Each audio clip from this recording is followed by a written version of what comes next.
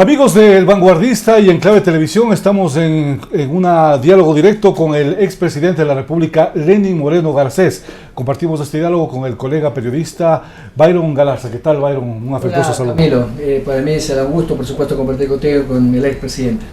Expresidente, ha llegado a Ecuador, hay un tema pendiente, se ha dado ya las audiencias de este famoso caso. ¿Qué podríamos decir para conocimiento de la ciudadanía? Que el común de los ecuatorianos está pendiente de su llegada, por qué se fue del país, a los cuántos meses regresa y qué aspira de la justicia ecuatoriana. Bueno, a ver, Camilo Byron, en primer lugar, gracias por la gentil invitación. Un saludo cordial a toda la audiencia que tienen ustedes. Yo no tenía necesidad de venir.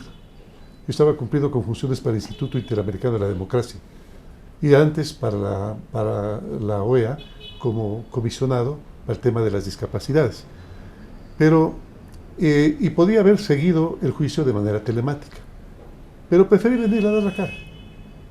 Para dar la cara creo que es un acto, aunque suene un poquito machista, de varón, y poder decirle al pueblo ecuatoriano lo que yo pienso para que no me den pensando, para que los correístas no me den hablando a mí.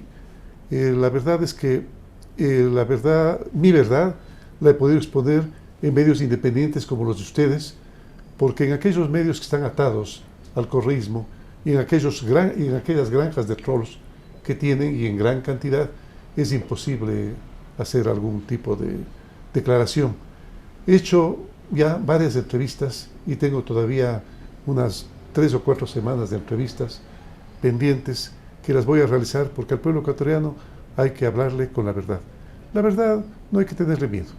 La verdad, a veces pensamos equivocadamente que no da resultado, que ya la hemos utilizado y que no ha dado resultado. Eso, perdónenme la redundancia, no es verdad. La verdad siempre triunfa. A veces demora un poco, pero siempre triunfa. Es por eso que he venido este momento, atendiendo a la gentil invitación de ustedes, para presentarles algunos documentos que echan al piso absolutamente todas las acusaciones falsas que hizo el correísmo en su momento por orden de Rafael Correa. La orden fue dada a Ronnie Aliaga. Ronnie Aliaga, sí, el criminal, Latin King, sindicado en el crimen de Villavicencio. Él recibió la orden y él puso la acusación. Hay cosas que no saben. Él puso la denuncia en fiscalía. Diciendo muchas mentiras más grandes que una casa. Ahora, ¿cuáles son estos documentos que se los haga público para que conozca los ecuatorianos, la ciudadanía? Porque lo hemos visto que ha ido justamente a presentarse a las audiencias. ¿Cómo le ha ido en estos días bien, acá en el país? Bien. Lastimosamente, acá en el país, aquellos que se llaman peritos no cumplen con su función. Esto que le voy a mostrar, ningún perito lo ha averiguado. Y es lo fundamental, es lo básico, es lo elemental. Dijeron que tenía un departamento en Alicante, una ciudad que ni mi esposa, ni yo, ni mi familia conocemos, pero a pesar de eso, que tenía un departamento de 350 metros donde pasaba. No tengo ningún tipo de propiedad en Alicante, en España. Es por eso que he traído, después de una amplia investigación que hicieron allá, Fiscalía, entiendo yo, el documento en el cual manifiesta que no tengo en absoluto ningún tipo de... Eso dice Agencia Tributaria, Unidad de Apoyo a la Fiscalía Anticorrupción y la Criminalidad Organizada, firma la jefa de la unidad y la subjefa del fiscal de la... Será bueno subrayarlo, no lo había hecho todavía. 30 de agosto de 2023. Donde dice que no tengo ningún tipo de bien allá. Lenín Moreno Garcés, dice, con número de cédula y también el número de su esposa, el pasaporte, Judí Rocío González Navas. Comisión derogatoria, no dice. Ha resultado posible localizar información relativa a propiedades registradas del territorio español a nombre del señor Moreno Garcés Lenín y de González Navas, esposa. Aquí está. Ahora, ¿a qué atribuye toda esta cuestión que se está ventilando, aparecen cheques?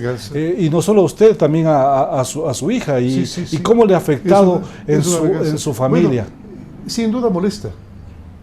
Es una molestia porque hay que hacer presencias periódicas, hay que presentarse ante Fiscalía cada vez que requiere para alguna indagación. Sin duda alguna es una molestia porque no permite seguir además con el trabajo regular que uno hace. Pero bueno, así es la justicia, así es la institucionalidad y hay que... Pero si esto le pasa a usted como expresidente de la República, ¿qué podemos esperar el resto de ecuatorianos? Ya se puede usted imaginar. ¿Confía en la justicia como está actualmente, expresidente? Bueno, la justicia está bastante maltratada todavía, pero uno tiene que confiar en la justicia. Nosotros, junto con todos ustedes, ayudamos a que el pueblo ecuatoriano rescate la institucionalidad. Y uno tiene que respetar la institucionalidad, respetar el derecho de la gente a opinar, respetar el derecho a la libertad de expresión, ¿no es cierto? Y que cada función ejerza sus respectivas actividades sin ningún tipo de injerencia del Ejecutivo, como sucedió lastimosamente durante el correísmo. Ronnie Aliaga también acusó de que tenía yo un departamento, que me habían dado un departamento, que me habían dado regalado un departamento. Tengo una hipoteca de $200,000. Con el Banco del Pacífico. Con el Banco del Pacífico. Así está, eso habíamos revisado también igual. Firma Paola Quito Lor, su gerente de servicios monetarios.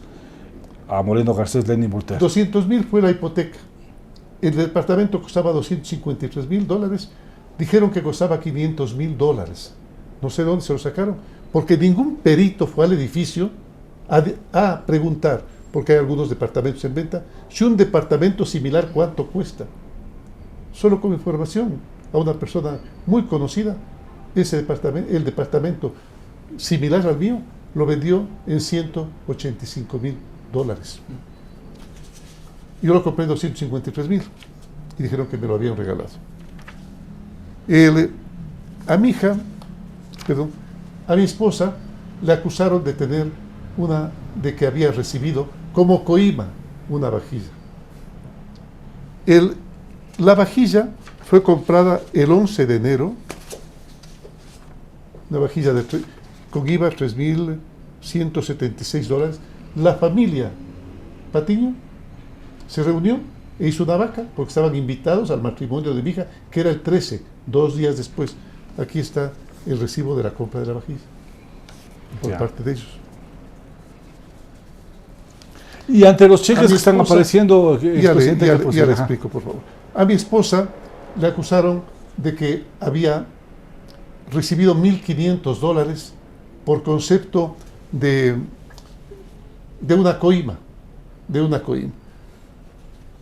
con factura, y pagado impuesto. Mi esposa tiene 30 años editando la Guía de Oro de Ecuador. Y estuvo también editando en Paraguay lo mismo también. Y estuvo editando aquí 2. Y hacía también agendas turísticas. Le vendió a la empresa Recorsa, entiendo yo, 100 agendas de $15 cada uno para que repartan con sus clientes. Con factura, ¿no? Esto tiene una factura. A mi hija Irina, le acusaron, mi hija Irina, a la familia Macías, le hizo varios cuadros, un juego de cuadros completos para adornar casa y otras casas que se habían comprado esta familia. Y le acusaron de que no sabía pintar. Ustedes juzgarán, por favor. Esto es apenas, lastimosamente, unas bonitas frutas de la tercera edad. Me hizo inclusive un autorretrato. El retrato está en el Palacio, en el Salón Amarillo. Estos son cuadros de mi hija también. Juan Montalvo. Aquí se ve mejor el retrato. Otros cuadros. Ha hecho centenares de cuadros mi hija. Y la acusaron. Ella estaba becada en la Academia de Bellas Artes de Florencia y es una maestría en Londres. Entonces, y que no sabe pintar. Y que mi esposa tampoco tenía actividad turística y que le regalaron ese. Vamos a compartir este diálogo con nuestro compañero Byron Galarza, que también tiene preguntas para el expresidente. ¿Cómo no? Presidente, gracias. La acusación es de presunto cohecho. Están involucrados muchísimos exfuncionarios, empresarios privados, y se presume en la trama que habría ahí pues un beneficio económico. Yeah. Su abogado ha dicho que no hay los elementos de convicción. Ninguno. ¿Qué aportes nuevos lo da usted como el principal? Porque me hablaba que usted de los cheques, de unos cheques. Exactamente, que han aparecido en el Twitter. Le explico de $5,000 valores. ¿De qué se trata esos cheques que manifiesta también de forma perversa. Mi hermano trabajó 10 años en los Estados Unidos, muy duramente, e hizo un pequeño capital. Ese capital lo invirtió en una empresa que el señor Javier Macías proponía hacerla para vender autos de lujo en Panamá.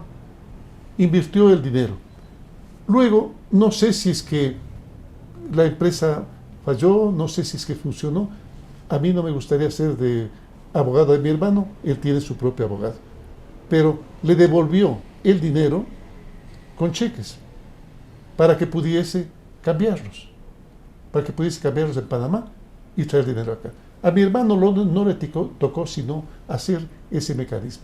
Pero vuelvo a recalcar, yo no soy el abogado de mi hermano, él decidió hacer una empresa en Panamá junto con el señor Macías, él tiene que responder acerca de ello. Eso es lo que yo conozco. Y pare de contar. Y pare de contar. Ustedes vean las acusaciones a mi esposa y a mi hijo, son infames. De los departamentos son infames. Y de mí no me han podido probar absolutamente que haya recibido de la familia Macías ni un solo centavo. El señor Glass dice que cuando usted era vicepresidente lo llamaba a presionar y a preguntar a cada rato de manera insidiosa por el proyecto. ¿Para qué? Los sectores estratégicos que manejaba. Voy a comentar. La acusación, como usted bien lo decía, Byron, es una acusación por cohecho. Cohecho es cuando una autoridad incide, ¿no es cierto? Incide y recibe un beneficio, incide para que una empresa gane una situación, concursos. Un concurso y recibe un beneficio de eso. Yo no tenía ninguna delegación, no tenía ningún encargo.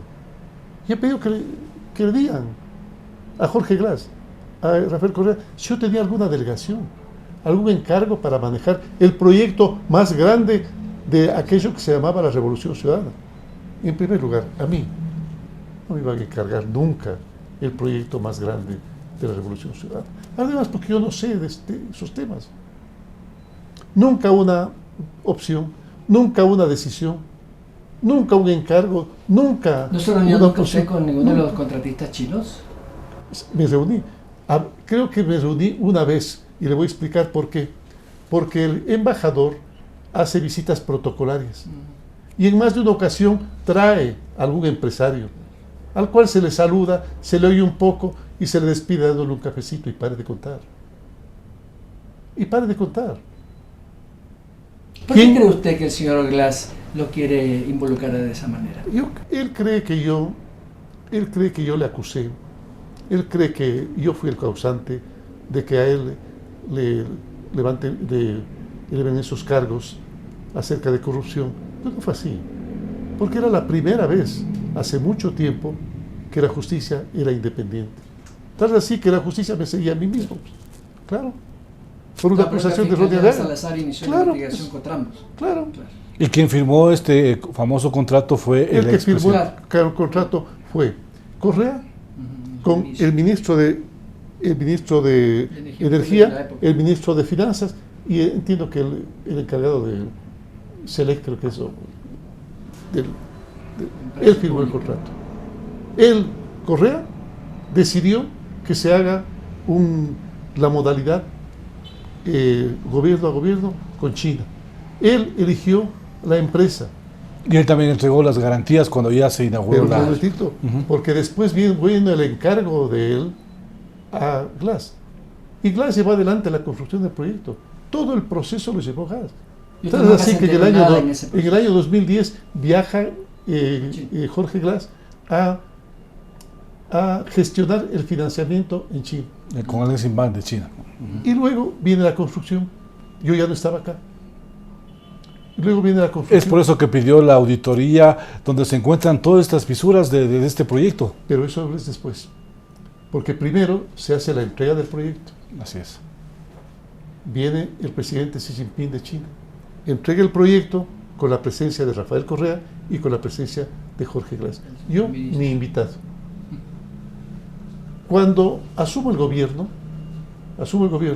pido que se dé cristalinidad absolutamente transparencia todo. a los Una procesos. transparencia, absolutamente todo. Y ese momento, además que encontraron otro tipo de eficiencias que están siguiendo su propio curso de fiscalía. Pero se detecta que existen más de 17.000 fisuras en el proyecto Coca-Cola. Más de 17.000 fisuras. Y que se había entregado irresponsablemente la garantía del 5%. Irresponsablemente, sin revisar la obra. O había un acuerdo entre presidentes. ¿Qué podría decir usted?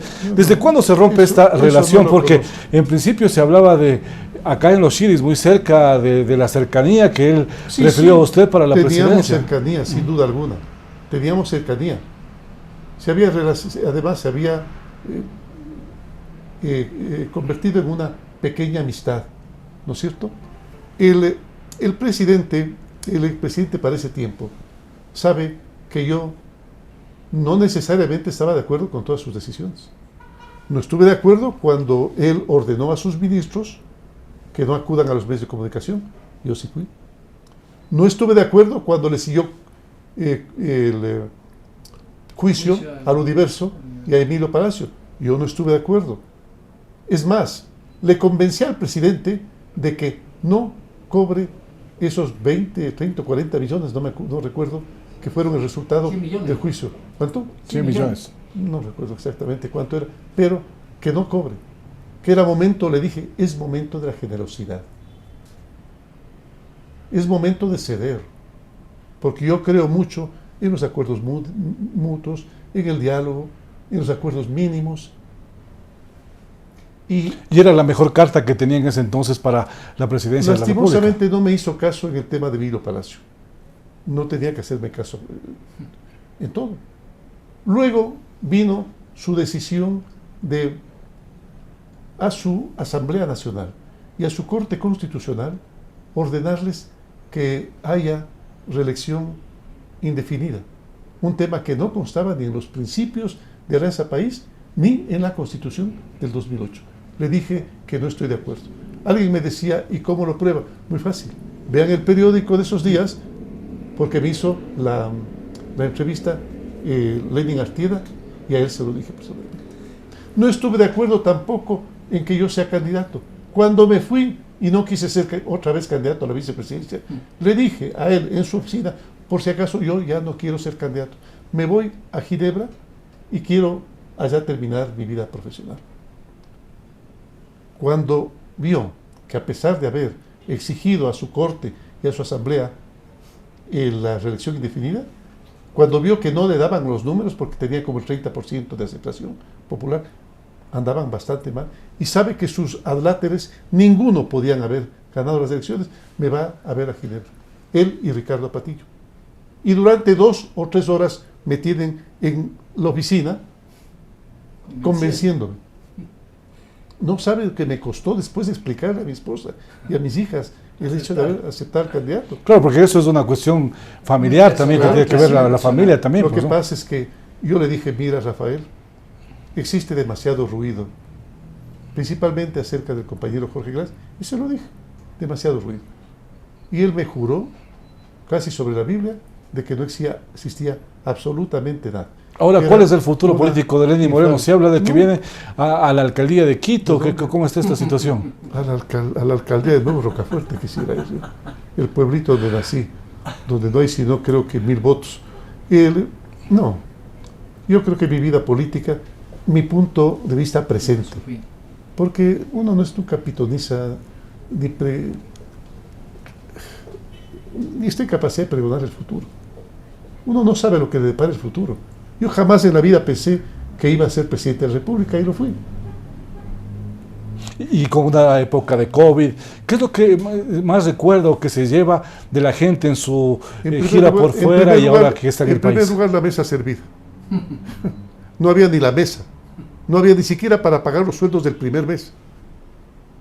Es por eso que inclusive nombré como ministro de Finanzas a Carlos de la Torre, un hombre íntegro, un hombre inteligente, y él tuvo que pasar pericias conmigo, tratando de conseguir el dinero para poder pagar los sueldos a los servidores públicos. Luego venía el servicio de la deuda. El servicio de la deuda era un platanal. ¿Por qué? Porque se había endeudado de una forma desmesurada. Había cogido dinero del Fondo de Emergencia, había cogido dinero del Banco Central, había cogido dinero del Banco del Pacífico, de la Corporación Financiera Nacional. De la Seguridad Social de los ecuatorianos. Perdón, no del Banco del Pacífico, del Instituto Ecuatoriano de Seguridad Social. Por eso estamos como estamos ahora. Sí, por eso estamos como estamos y por eso el IES a cada momento está tambaleándose. Así es. Presidente, permítame retomar el tema del juicio. Su abogado ha dicho que ya está en presencia telemática la suya, porque una abogada cartagena interrumpió de manera un poco abrupta en ese tema. ¿Quién es esta abogada que le increpaba a usted ese tema? Es una correísta. No es una abogada que representa a los trabajadores, porque ella dijo que representaba a los trabajadores. Pensé que representaba a los trabajadores de Sinohydro. Claro, eso decía yo ella, dije, ¿no? Señorita, qué pena, pero había más de 17.000 fisuras ahí en Sinohydro. Entonces me dice, no hemos podido cobrar las utilidades, entiendo que también sus intereses, claro. No hemos podido cobrar utilidades de haberes porque usted se negó a firmar la recepción de la obra. No lo podía firmar, señorita. ¿Y por qué no la firmó? Así, de simple, porque estaba mal hecha. Por eso no. ¿Se sintió usted agredido por las palabras de la señora? Yo no me siento nunca agredido.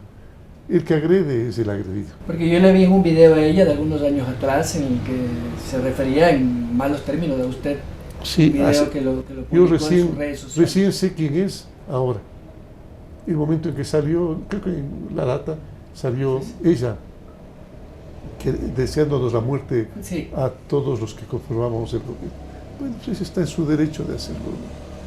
No hay nada que le prohíba que no sea la ética y la moral. ¿Qué es lo que le queda de satisfacción luego de haber sido presidente de la República por 4 años? Porque vemos de que el expresidente Abdalá Bucaram ahora está sindicado por el tema de las medicinas y tenemos al expresidente Correa prófugo.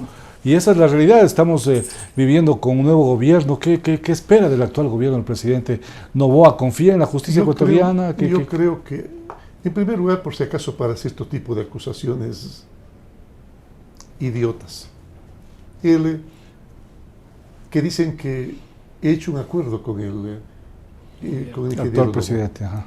Con el actual ¿Se presidente. conocen con él? No lo conozco. No se han hablado tampoco. No le he visto nunca en mi vida, Nunca he hablado con él. A sus ministros, por lo menos a los que toman decisión, no los he visto nunca en mi vida. Nunca he hablado con ellos. Yo vine por mi propia decisión, bajo el riesgo de saber que a veces la justicia falla, que a veces la justicia fracasa. Esto también pero es no una importa. decisión familiar con su esposa. En esa circunstancia, uno tiene que ser rectilíneamente apegado a la institucionalidad. Una institucionalidad que, lo vuelvo a recalcar, ayudamos a rescatar junto con el pueblo ecuatoriano. Presidente, ¿cómo ha visto usted, que ha estado fuera del país mucho tiempo, el Ecuador estos últimos 2 años, desde que el presidente Noboa se ha hecho cargo? El presidente Noboa heredó una situación bastante difícil. Quienes conocen acerca del tema han encontrado el origen de la crisis económica en el endeudamiento agresivo y en la toma de dineros indebidos por parte del gobierno de Rafael Correa. Pero en el tema de seguridad, que es lo que tiene más acuciantemente temeroso al pueblo ecuatoriano, hay un origen. No se evidenció en mi periodo, sino en 1 o 2 oportunidades. El masacre pero se evidenció más en el periodo del señor Guillermo Lasso. Y creció ostensiblemente porque veníamos abarcando, en mi periodo, teníamos entre el 6 y el 7 por cada 100.000 de víctimas violentas, lo cual era una cifra razonablemente, no debería haber ninguno, pero razonablemente aceptable. Pero en este momento tenemos el 48%. Y el ingeniero Noboa, el actual presidente, lo recibió con ese porcentaje. Hay que reconocerle que detuvo el crecimiento, porque iba exponencialmente creciendo. Detuvo el crecimiento. ¿Dónde está creo yo, y creen los expertos, el origen. A lo mejor sin intención, pero por lo menos deberían pedir disculpas y reconocerlo. En el tiempo de Correa, decidieron expulsar a los militares norteamericanos de la base de Manta. Y dejó de haber el control costanero. Eso ya era para pensar. Apoyándose en un deseo sincero de respaldar la soberanía del país. Claro, se oye muy bonito hasta ahí. Luego, con el concepto de ciudadanía universal, abrieron las fronteras y entraron buenos y malos. Sin duda debe haber entrado mucha gente buena, pero debe haber entrado mucha gente mala. No se les ocurrió pedir ni siquiera un certificado de antecedentes penales. Sí, muy bonito suena la ciudadanía universal, pero lastimosamente las consecuencias fueron bastante nefastas. ¿Y en el Paraguay? El momento en que hacen la tabla de drogas y permiten que niños y jóvenes lleven pequeñas dosis de droga de ida y vuelta, de ida y vuelta, de ida y vuelta, ese momento lo único que hicieron es hacer que los niños adquieran el hábito, que los jóvenes adquieran el hábito, y no solo eso, sino que además ciertos canales de televisión pasaban frecuentemente películas en las cuales prácticamente se endiosaba a los jefes de la mafia, como que podían lograrlo todo en la vida. Entonces como que los jóvenes decían, bueno, preferible ser rey por un día a payaso toda la vida, pues. Y en vez de trabajar, se dedicaron al narcotráfico y al sicariato. Utilizando a niños y Bonito. jóvenes. El concepto, bonito, no sancionar a los pequeños consumidores. Luego, un día antes de que yo me posesione, 3.000 liberaron personas con a indulto. 3.000, no, son más de 3.000, casi 4.000 presos acusados por narcotráfico. Ya se pueden imaginar. Todo esto, además, a las pandillas juveniles, se les indultó. A lo mejor con un Los sincero... Latinquín entre ellos. Sí, a lo mejor con un sincero deseo de integrarles a la sociedad. Es que todo se oye bonito, pero en la práctica Es otra cosa. es otra cosa. En la práctica tenemos un 48%, pero 48 por cada 100.000 víctimas violentas en el Ecuador y uno de los índices más altos del mundo. ¿Qué percepción tienen en Paraguay, usted que ha estado ahí, la opinión pública en general, de lo que ha hecho el presidente estos 2 años, presidente Noboa? Ven con buenos ojos. Yo, de forma particular, me parece que es un joven con mucho dinamismo, que está poniendo todo su empeño en mejorar un poco la finanza ecuatoriana y el tema de la seguridad. Sin duda alguna, como todos los gobiernos, algo quedamos debiendo, yo creo que queda debiendo todavía. Pero está haciendo los cambios que espero den los resultados adecuados en el tema social. Expresidente, hay una acusación también respecto a los objetos que quedaban en la presidencia de la República, que se dice que usted se fue llevando con joyas, cuestiones de estos, y es bueno que la gente conozca su versión respecto a este tema. Pero bueno, Maquiavelo decía que una verdad, no, perdón, Givers, Por eso mismo. decía que una verdad, una mentira dicha 1000 veces se convierte en verdad. Por eso mismo. Y es verdad, ¿por qué? ¿Recuerdan ustedes a Iván Petrovich Pavlov, que hacía sus experimentos con perros en las Torres del Silencio acerca de la reflexología? Pavlov decía muy sabiamente que la verdad es un estímulo la palabra, mil disculpas. La palabra es un estímulo tan poderoso que inclusive nos puede alejar de la realidad. Y es verdad, porque si es que yo, este momento a usted, Camilo, o a ti, Byron, vengo de la calle y digo, acabo de ver un accidente terrible, ustedes sienten la sensación de que hay el accidente, y peor si es que algún momento digo, me parecía que tu hermano estuvo ahí, ese momento sientes que hay un colapso emocional dentro de ti, como que realmente hubiera pasado, pero fue una mentira, y sin embargo la dije con tal convicción que terminan creyéndola. Una niña totalmente despistada,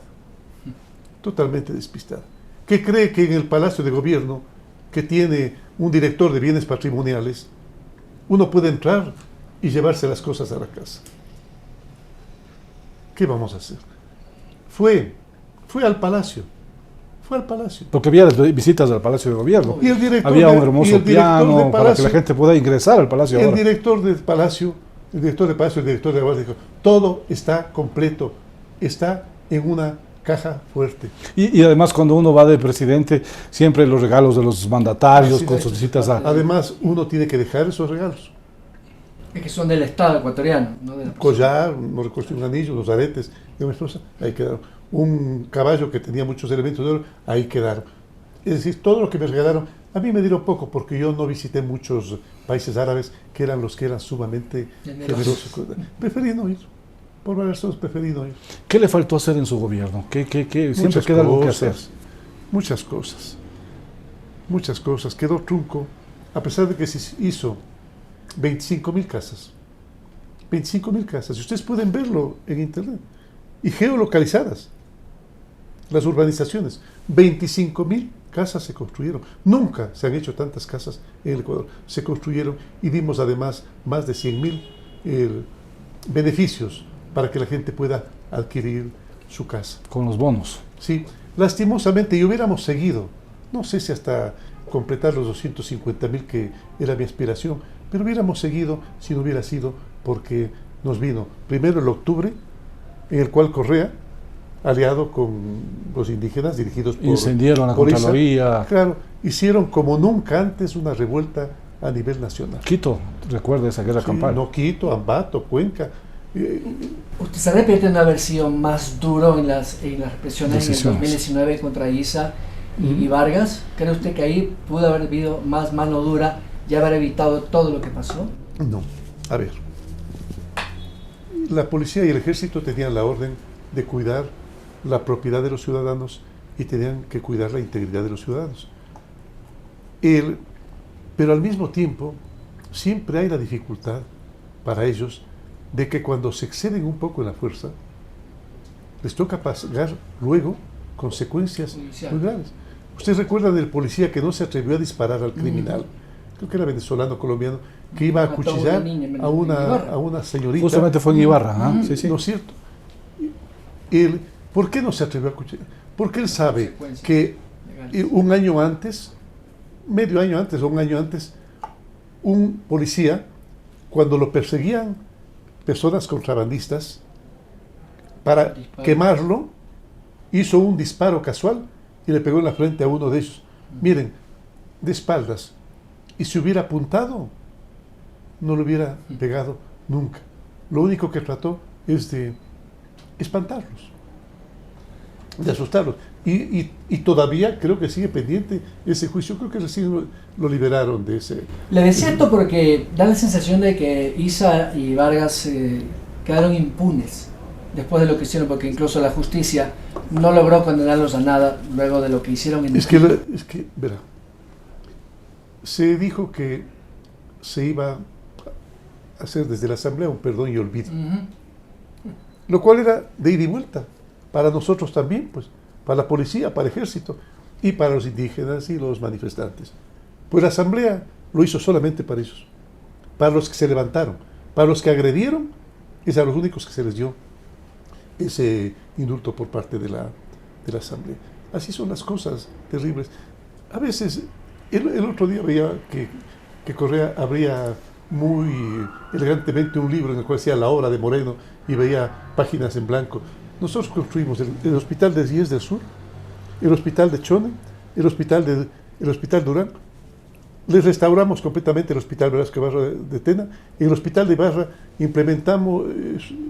dotamos de equipos a unos 2 pisos siquiera. En el hospital de Ambato dotamos igualmente de infraestructura a muchos de las necesidades que tenían de salud que tenían los ambateños, etcétera, etcétera. Se construyeron decenas de centros médicos, escuelas, colegios, principalmente escuelas comunales, que en el periodo de Correa se había cerrado, esa escuela que había en cada comuna, pequeñita, muchas veces unidocente, por construir esos elefantes blancos que eran las escuelas del Milenio, que ahora están destruidas además, pésimamente construidas. Hecha curiosamente por los chinos. Sí, que sí. no hay ninguna...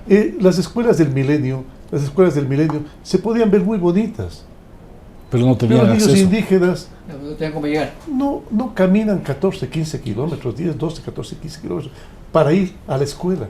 Les tocaba llegar sudando, enlodados, entierrados, muchas veces a bañarse ese momento en circunstancias que no eran las más adecuadas. Era hasta un atentado a la dignidad de niños y jóvenes. Entonces, además, la escuela comunal, el sitio, generalmente es el sitio de reunión de la comunidad. Y el profesor suele ser la persona que dirige la comunidad. Con ética, con la moral que se requiere, pues los resultados serán extraordinarios. Presidente, si no hubiese tenido usted el levantamiento indígena y el COVID después, ¿cree usted que su gobierno podría haber logrado lo que usted se propuso en campaña? No creo. No creo porque las cifras que heredamos fueron nefastas. Nunca estuvo la mesa servida. Nunca, pero ¿cómo tener la mesa? Ahora por lo menos tenemos Sí, cafecito. sí, le cayó solamente el servicio de la deuda, era el equivalente a 2 o 3 ministerios. Presupuesto. Y no solo eso, sino que además nos cayó después del levantamiento, casi después, en diciembre apareció el COVID. Una enfermedad que nadie sabía de dónde venía, nadie sabía cómo se evitaba y nadie sabía si se podía curar. Y el precio del petróleo cayó como nunca en su precio gobierno, creo que a $3. A $3. Y se cayó parte del oleoducto ahí en la zona del Coca. No solo eso, sino que además como todos estaban trabajando telemáticamente, no había producción, no había ventas, entonces no había recaudación tributaria. A tal punto que en un momento empezó a tambalear la dolarización. Sin embargo, tuvimos la entereza de hacer una gestión con las entidades internacionales y renegociar toda nuestra deuda en excelentes condiciones. Casi a la mitad de los intereses, casi al doble del tiempo, y además nos dieron una cantidad adicional. Y en esto quiero ser bastante franco, sí nos ayudó el presidente Donald Trump. El momento en que sinceramente le expliqué cuál era la situación del país, él lo entendió. En su gobierno también se cerraron algunas empresas públicas ineficientes o que realmente no había con qué pagar. Ahí el economista Richard Martínez, sí, si no me equivoco, fue su ministro, el ideólogo del tema.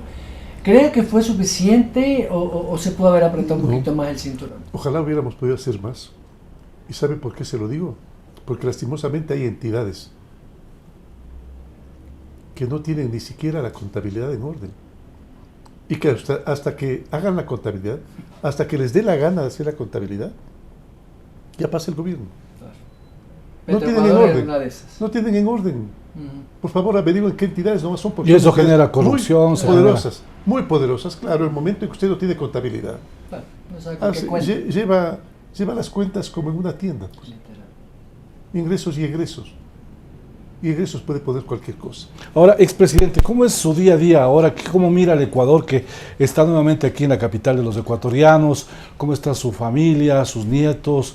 ¿Y qué aspira? Porque uno tiene que también pensar que de pronto le dejó una secuela a los 4 años de gobierno, se gana muchos amigos y también muchos enemigos. Sí, de hecho los hay. He viajado a Guayaquil el fin de semana a visitar a mi familia. Y me he encontrado en el aeropuerto y en la calle con mucho cariño por parte de los ciudadanos. Creo que han visto bien mi regreso. Creo que tenía ciertas inquietudes y creo que se está viendo bien las explicaciones que estoy dando. Yo espero que termine el juicio lo más pronto posible para buscar trabajo. Yo tengo una pensión. Yo no vivo en la indigencia. Yo tengo mi pensión, pero mis necesidades también son altas. Por mi discapacidad. El tema de salud. Y por los servicios médicos. No vuelve a ir a Paraguay. El único seguro que tengo es el seguro social. Y pare de contar. Nada más. Porque yo veo que todos los expolíticos tienen unos seguros privados. Internacionales. No, tengo seguro social. Y confío en el Instituto Ecuatoriano de Seguro Social. Y confío en la buena fe de esos servidores públicos. ¿Usted volvería al Paraguay? ¿Cómo se ha sentido en el Paraguay? No, ya no. No, ya no. Extrañaba demasiado el Ecuador como para volver a Paraguay. Acá... Mucho calor. Acá... Bueno, sí, lo que pasa es que es un país diferente. Sus costumbres son diferentes. La gente es amable, pero es diferente también. Es un país lindo, pero diferente al nuestro. La comida, tienen una comida, una alimentación buena, pero nada que ver con la comida ecuatoriana. Nosotros tenemos una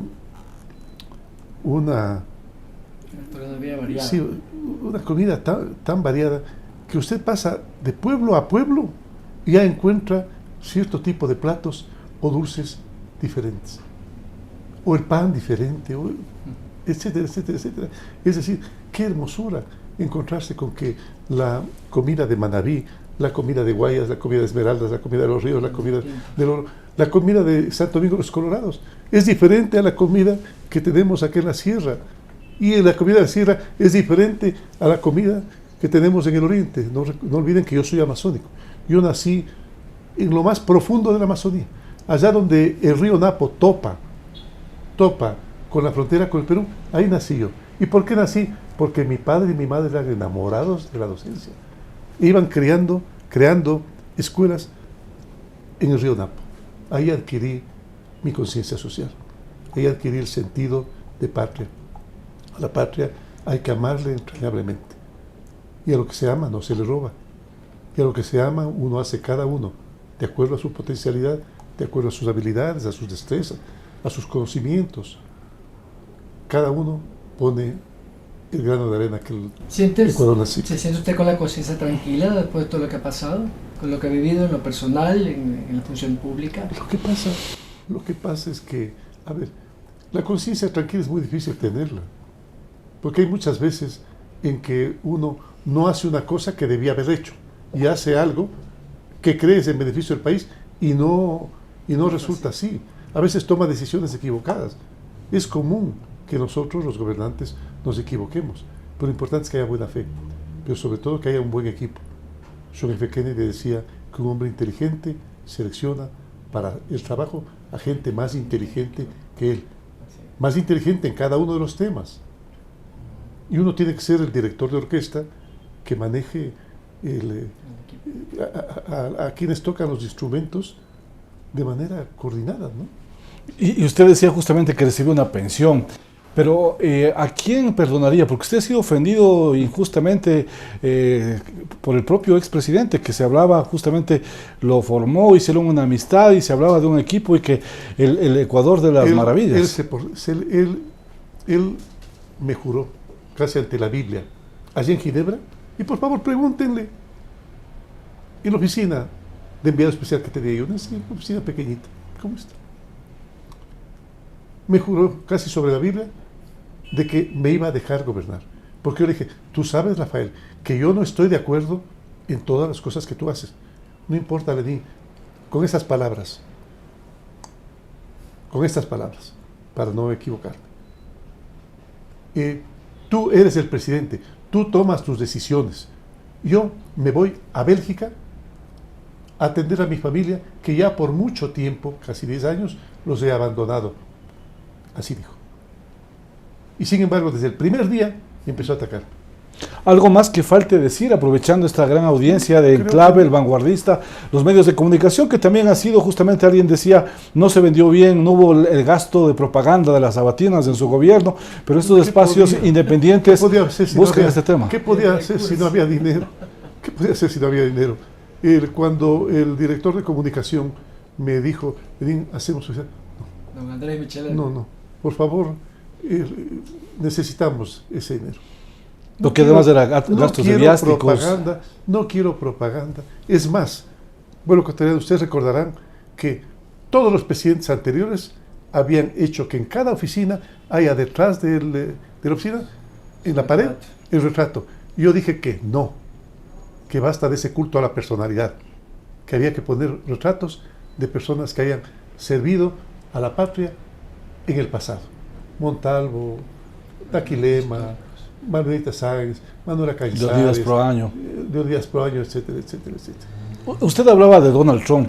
¿De qué presidentes ha recibido la solidaridad o expresidentes de la República? Eso también vale la pena destacar porque a veces se recibe llamadas de gente que uno no se espera. No he pedido a nadie, pero he recibido la solidaridad del presidente Abdo, del presidente Duque, del presidente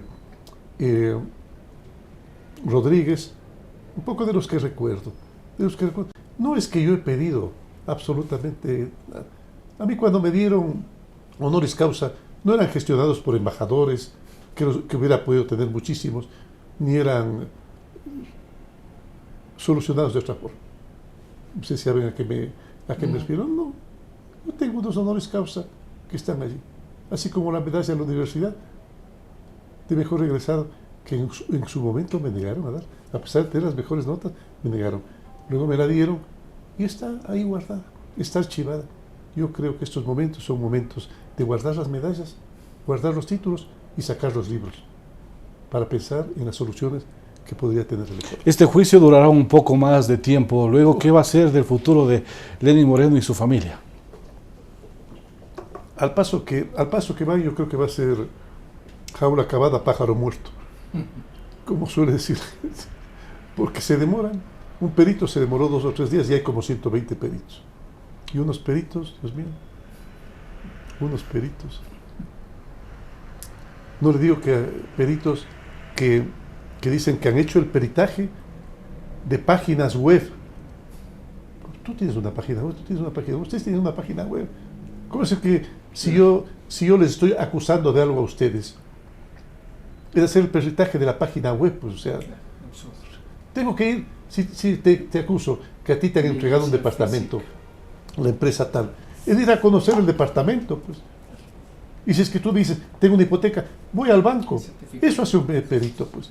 Un perito va y ve las pinturas que tiene mi hija en las diferentes casas en las que están distribuidas, que ha pintado inclusive ha pintado cuadros para la directora del MoMA de Nueva York. Esto es cualquier cosa, pues. Expresidente, gracias por habernos acompañado.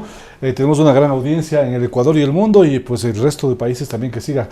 Su mensaje final para el pueblo ecuatoriano, bueno, que esperemos que no venga el fenómeno del niño con fuerza, que no haya apagones y que baje el número de la delincuencia. Y el tema también que hemos hablado del desempleo. Que los ecuatorianos no pierdan la fe. Que los ecuatorianos no pierdan la fe. No pierdan la fe. No estoy en desacuerdo en que se critique a los mandatarios. Todo lo contrario, que se los critique, pero que se los critique constructivamente, es decir, al mismo tiempo dando las alternativas. Y no solo eso, sino además siendo generosos en las apreciaciones, apreciando las circunstancias anteriores que a lo mejor generaron las actuales. Tengan fe en el país, tengan fe en el país. Yo tengo fe en mi patria, por eso estoy acá, o si no estaría en cualquier país del mundo. No se olviden que yo estaba trabajando en la Universidad de la Florida y decidí ya no trabajar más allá también.